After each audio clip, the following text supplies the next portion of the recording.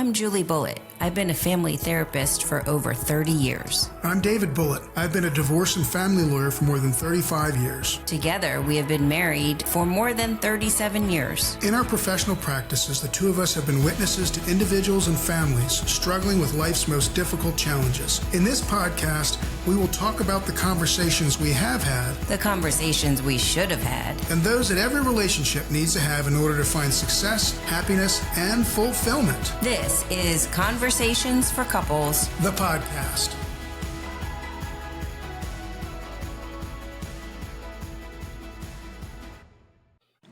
We are back on Conversations for Couples. the podcast. And I have to say that I've been thinking about this for 2 or 3 weeks since we scheduled it. Folks, about a month or a month and a half ago, I found this guy on Instagram and I showed Julie his posts. And as a grandparent myself, and as someone who want to make sure I do the right things and not do the things that I saw other grandparents do, I was really, really taken by what he talks about, what he preaches, informally preaches, and everything is very easy to understand. He's come out with a new book that we're going to talk about, but we have with us today Rick Cognata, the founder of legacyofgrandpa.com. He's the author of his new book, Connecting Across Generations, One Conversation at a Time. You had me at the title. So happy to have you with us today. Thank you. Thank you both. This is going to be fun. I appreciate you having me on. Well, we are really looking forward to it. And I think the best way to start, and I've got lots of questions, and Julie and I often interrupt each other, so be prepared for that. Mm-hmm. But let's start at the beginning, if we could. You've not always been a grandparent. No, Right? no.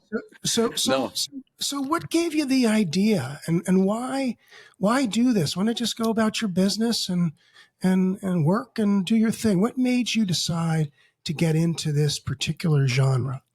Well, David, I think you said it at the beginning of the podcast. You said you've watched other grandparents maybe not do the right thing. And, as I was on my way up and raising kids and someday knowing that I'm going to be a grandparent, I had my eyes wide open.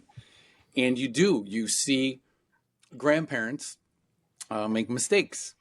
And I don't think there's no manual, there's no instruction booklet. Just because you're a good mom or dad doesn't mean you're going to be a good grandparent. And I think a lot of people go in saying, I'm going to crush this. This is going to be easy. Everybody tells me it's going to be great to be a grandparent. And it is, but you got to do a little homework. And I figured, you know what? When I started the social media piece that I'm sure we're going to talk about, I felt that I had a lot of insight that I could give. I'm a leadership developer in my full-time job, so I'm changing behaviors and getting people thinking differently in terms of leaders at my company. So I said, I think I could do the same thing with grandparents and just get them thinking differently. That's my goal. Again, not really trying to change them, but just get them thinking differently. It's really interesting, and like I said, I've seen you and I've listened to you, and my own grandfather, was one of those, and he came from a very different generation, born in the early part of the 20th century, but he was one of those guys, sat down on the floor, right? We played with, in those days, Lincoln Logs, if anybody remembers what those things are. But he was one of those guys that got down and all the way through, my youth and teenage years, and until he passed away when I was in my 20s.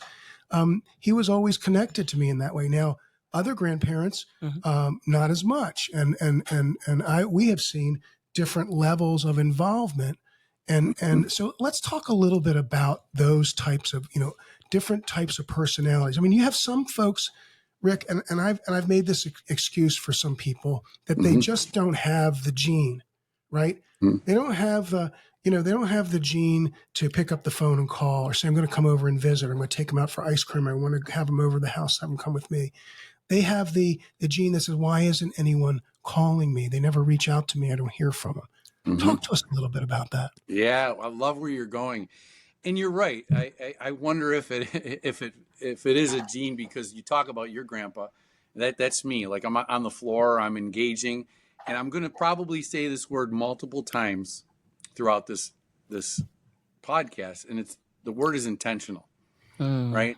And that's what this book is about. And just because you did not have a grandfather or family member or mom or dad that got on the ground with you and engaged with you, doesn't mean that you can't break that cycle, right? So I guess if that's not your default, to be able to being intentional and having the mentality like, well, I'm older, I'm the grandparent, they should come to me. If that's your default, I think you need to just start from curious and say, okay, what could I do differently?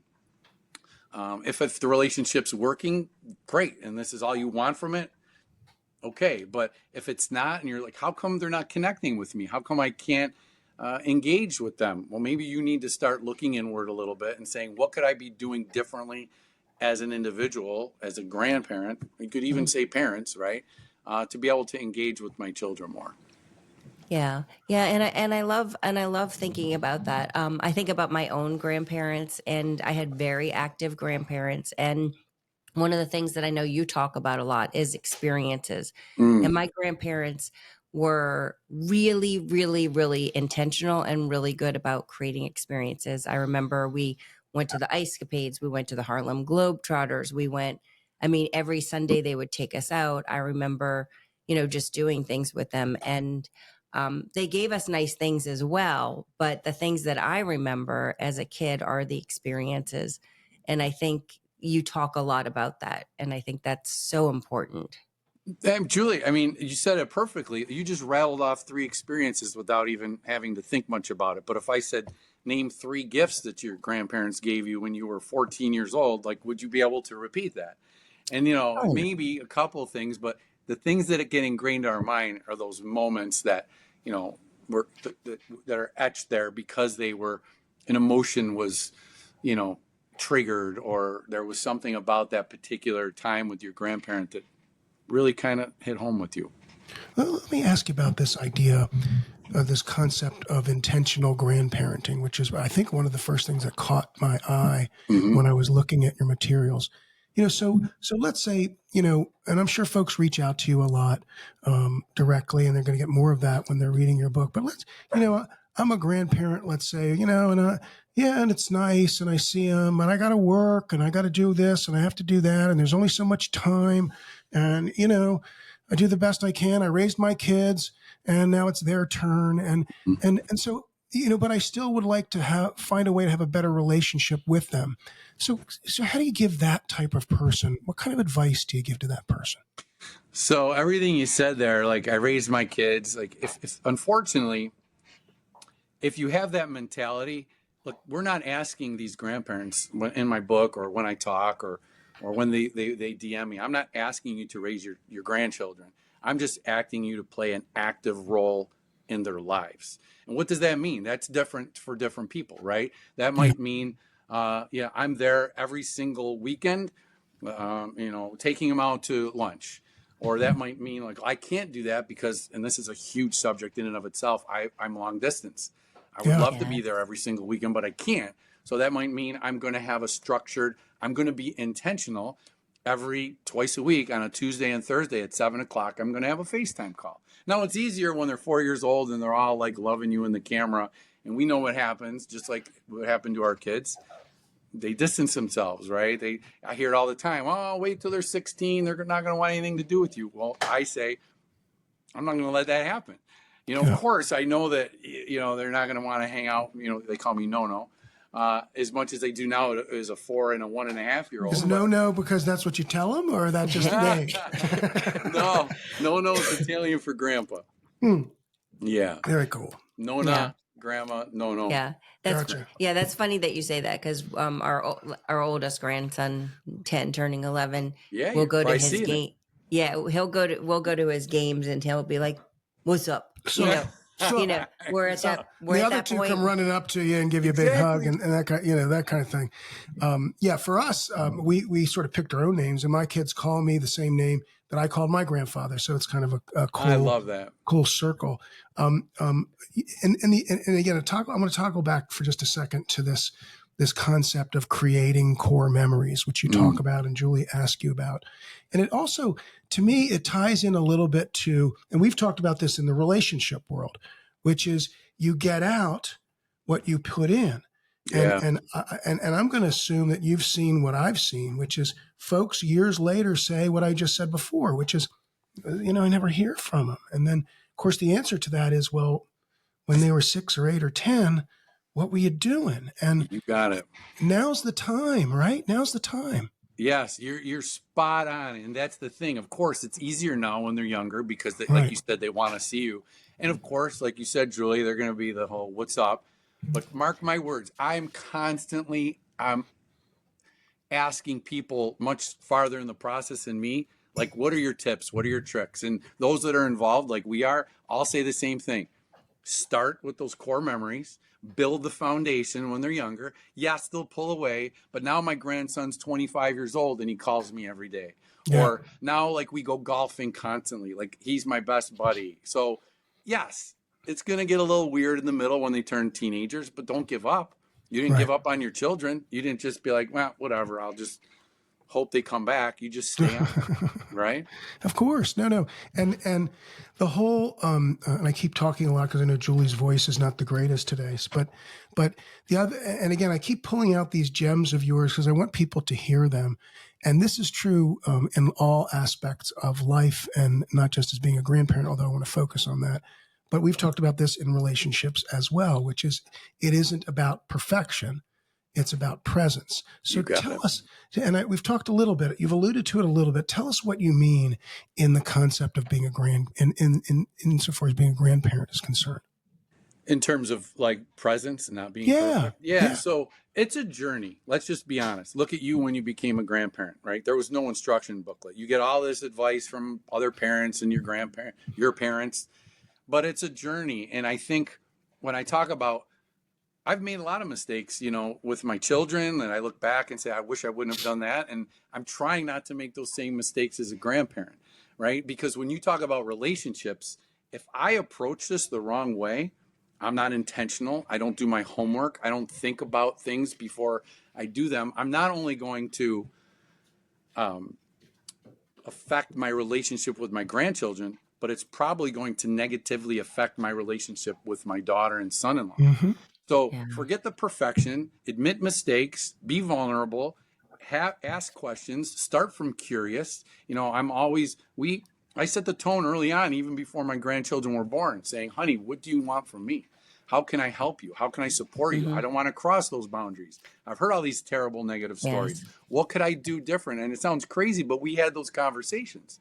So again, that's the perfection piece. And in terms of presence, it's just being there for your grandchildren in their lives, involved as much as you want to, number one, as much as you want to, and as much as your daughter or family, son, daughter will let you into that family. Yeah. Yeah. And I think, Rick, that's an important piece because I think that there needs to be boundaries with being a grandparent, right? It's not just like, hello, I'm here every day or I'm here every week. Like you need to be mindful that your kids have their own lives, your grandkids have their own lives, and you have to be respectful about that. Our kids live right down the street. We do not go over unless we're invited or we've called and said we're coming over. Like we don't just show up, I even do that though, every once in a while if I'm walking the dogs. I might stick my head in the window. But yeah. yeah, and the other thing, that was interesting for us when we're talking about boundaries, and I want you to weigh in a little bit on that. For about almost 2 years, our oldest daughter and our son-in-law and our two oldest grandchildren, they were much younger at the time, lived with us, and which was for me the best time of my life. I mean, I'm rocking kids, I'm reading stories, I'm watching TV. It was so, for Julie, it was a lot of cleaning up the house that she thought she was over it, but it was a great time. But we had this issue in terms of the boundary. You see something happen, right? And you're a grandparent, but you're also a parent. And we had sort of a code word where if one of us did something they thought was stepping into their Oh, I realm, love it. they would just yell pantry.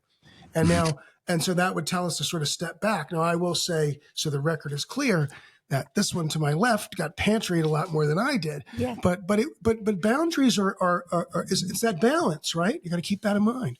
Yeah. Wow. I'm glad you brought it up because we could talk for 3 hours about the word boundaries.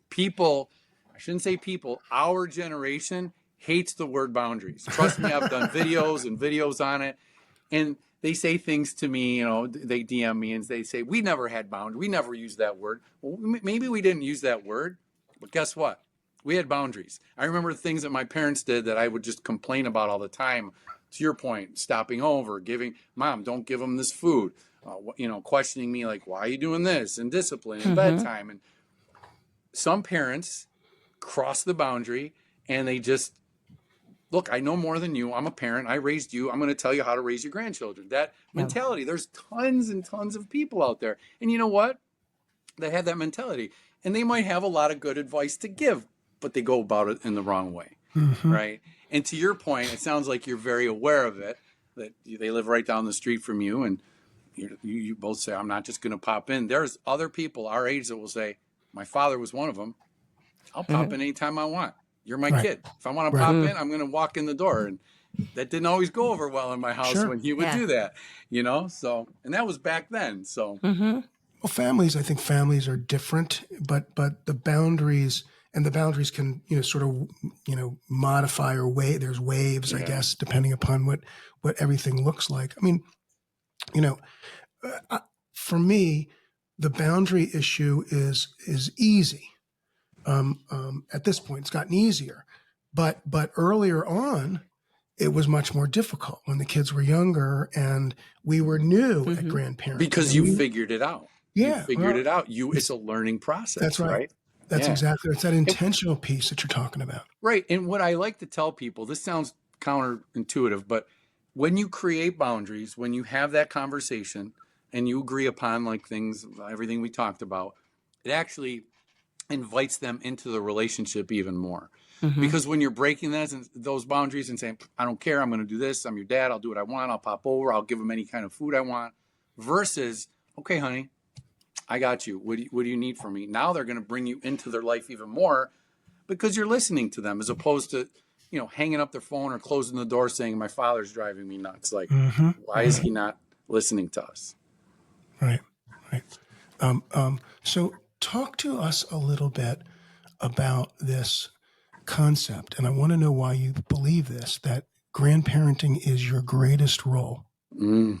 Yeah. I mean, the other one, I start the book like that. You could print a lot of t-shirts, by the way, because you got lots of little gems that people could wear around the boardwalks of the eastern and west coast. Yeah, David keeps on calling me into the kitchen, going, "Did you hear what Rick said on this? Did you watch this video?" Like, I think he's been I've been a little hyper focused. Yeah, he's been very hyper focused, but you have a lot of really good information and little nuggets.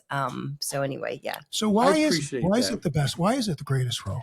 Well, let me start by saying, this, you're a little ahead of me, right? You hear your whole life how great it is to be a grandparent, right? And then you really don't understand and you think it's going to be cool. But I think when we were on our way up and we were raising kids, again, no instruction booklet, making mistakes and doing some things really well, we've figured it out. Now we have age and wisdom behind us.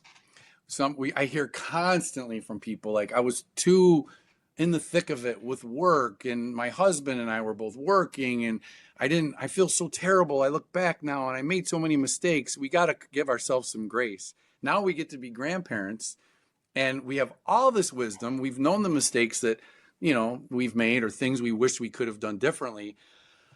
Now it's just like my baby had a baby. Like my little girl who was just this in my brain, she's still 12 years old. Now she's this beautiful woman. I'm watching her grow just like I did.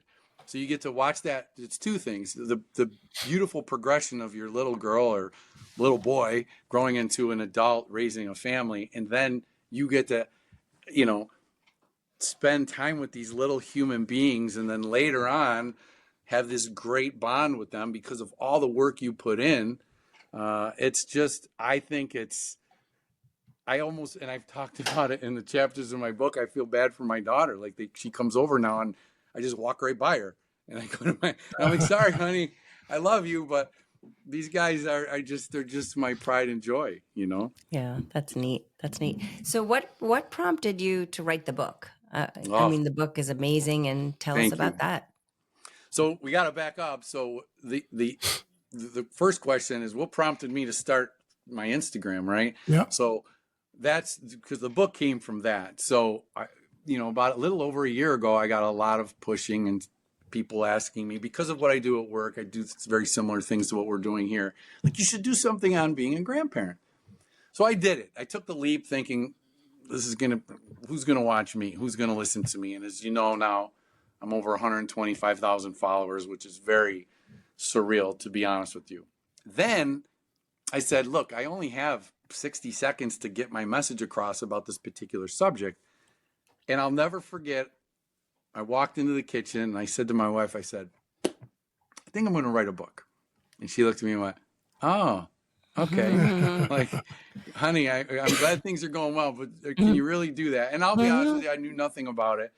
So to answer your question, why I wanted to be able to dive in a little bit more. So I found what I believed to be my 55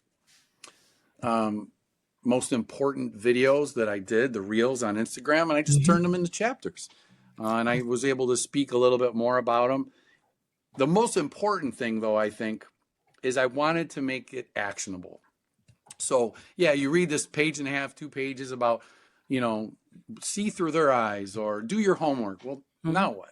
So as you know, there's a reflection question and a try this today. So it's kind of put my training hat on that from what I bring from work. I wanted people to do something after they read the chapter.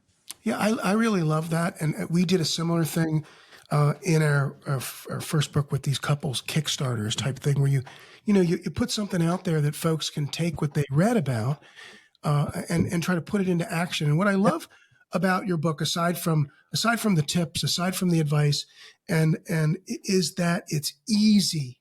This is not science class. This is not how do I become a physicist. This is stuff that all of us, if we are intentional, like you said, are able to do. And again, folks, the book is called Connecting Across Generations, One Conversation at a Time. The links will all be in our show notes and so forth. But so you go back through your Instagram posts and you figure out what you think are the most I don't want to say best, but important, impactful, and you turn them into these very concise. And this is not War and Peace either, right? It's not a 500-page book. So people who are these days right, who have small attention spans can take it in theory with over a cup of coffee, a couple of chapters. Yeah, I love and that's exactly what I wanted it to be, David. I'm glad you said that because I know how I am. I mean, I like to read. I wouldn't say I blow through thousands of books, but I love those books that I could just read 5 chapters and I got to go. And then I could pick up on chapter 6 and bang out 6 more. And then what I think a lot of people have told me that it's really making me feel like I did the right thing is they're reading the whole book, but now they're going back and saying, okay, I ear tag chapters 28, 34, and 41. Honey, we got to work on this because I don't think we do a good job with this. So that's where the money is, right? That's where the big bang for your buck comes from. Yeah.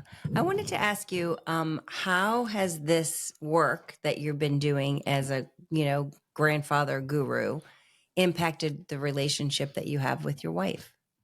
That's a great question.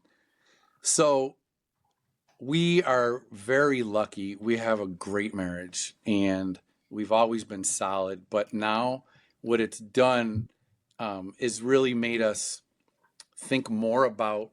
So it's easy to write these chapters, but I have to live them too. And I'm a work in progress. We're both works in progress. So I feel like we talk more about grandparenting and what we're doing, or she'll call like one of my famous lines you've heard me say already today is start from curious. So she'll say to me, honey, start from curious. And I'm like, you're right, man. I got it. You're right. Thank you for telling me. We got to hold each other accountable. Yeah. And it's so true. Both, again, in terms of grandparenting, in terms of your relationship. I'm glad Julie asked because I was going to ask, but I'm glad she piped in and asked the question. So, and it is part, you got to, you do want to practice what you preach. And I'm like, and there's going to be times, of course, that you step outside of that. We're human. We're human. Yes. And again, not to bring in my work, but that's what I do. I'm a leadership developer. And, I'll hear leaders all the time say, I took your class. This was great. I did good for about 2 months, and now I slipped right back into my old habits. Yeah. Okay, that's okay. This happens. Just who's going to be your accountability partner? At work, obviously, it's another leader or colleague. Here it's my wife. It's each other.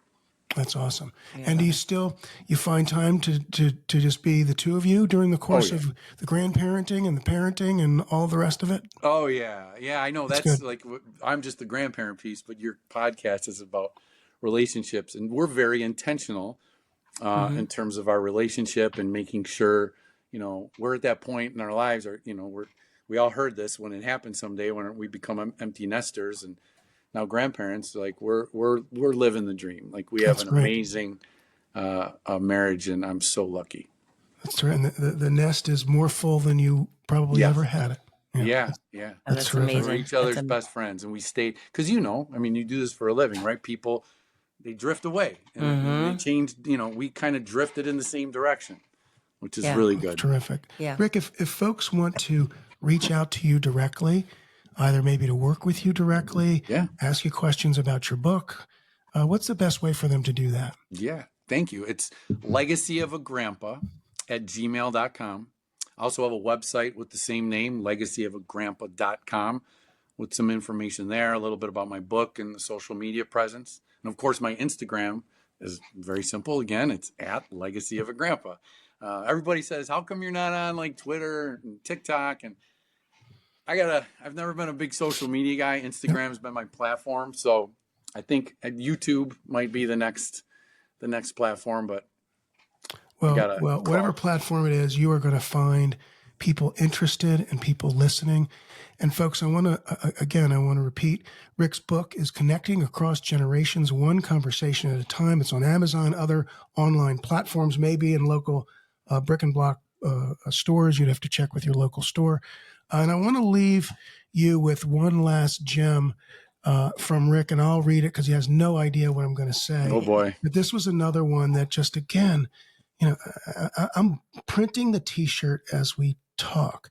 And he says, legacy isn't built in the highlight reel. It's built in the B-roll.